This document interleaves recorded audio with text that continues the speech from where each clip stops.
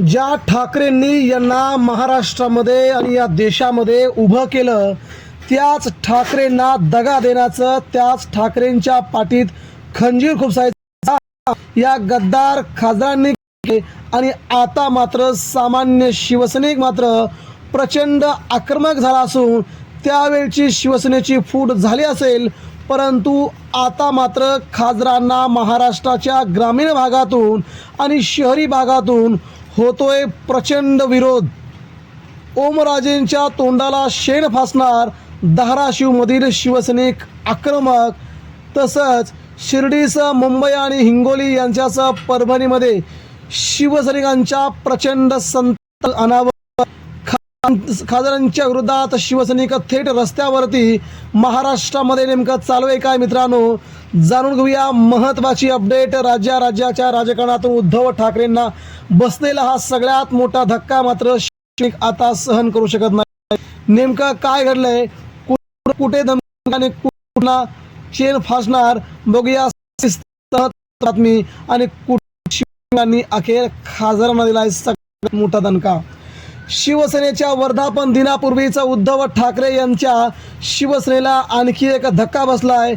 गद्दारांनी गद्दारी केली आहे आणि गद्दारांनी पैसे घेऊन शिंदे सेनेत जाण्याचा जो रस्ता निवडलाय, तो रस्ता मात्र त्यांच्या आगामी निवडणुकीवरती पाणी फिरणार आहे, असं सध्या प्रचंड संताप व्यक्त करत आहेत सामान्य शिवसैनिक आणि सामान्य जनता।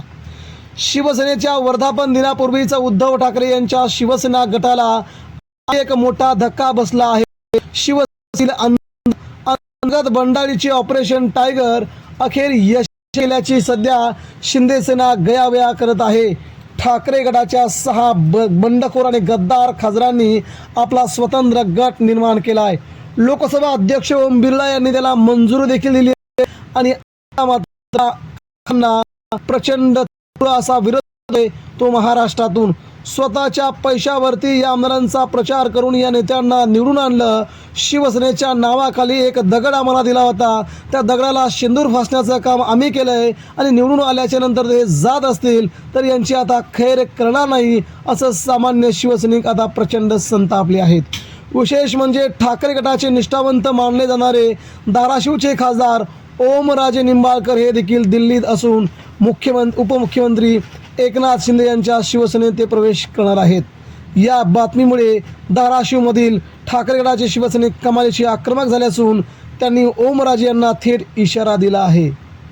मिळालेल्या माहितीनुसार ठाकरे गटाच्या 6 बंडखोर खासदारांनी जरी गट निर्माण केला असला तरी देखील ओमराजेंना मात्र महाराष्ट्रात खूप मोठा तीव्र विरोध होतोय। ओमराजेंच्या बंडखोरीमुळे शिवसैनिक आक्रमक झाला, अत्यंत आक्रमक झाले असून धाराशिव हा शिवसेनेचा बालेकिल्ला असून गद्दारी सहन केली जाणार नाही, असा स्थानिक शिवसैनिकांनी थेट ओमराजेंना इशारा दिला आहे। उद्धव ठाकरेंनी ओमराजे यांना भरभरून दिलं, त्यांना एकदा आमदार दोनदा खासदार केले। एवढे सगळं असूनही जरी ते आईसारख्या शिवसेनेला सोडून जात असतील तरी अत्यंत वेदनादायी आहे। ओमराजे निंबाळकर जर शिंदेगडात गेले तर ते धाराशिवमध्ये जिथे दिसतील तिथे त्यांच्या तोंडाला शेण आणि काळं फासलं जाईल, असे तेथील शिवसैनिकांनी आपला मनस्ताप व्यक्त केला आहे। ओमराजेंवरती आपला संताप व्यक्त केला आहे। यामुळे ओमराजे यांची आता मोठी पंचायत झाली आहे।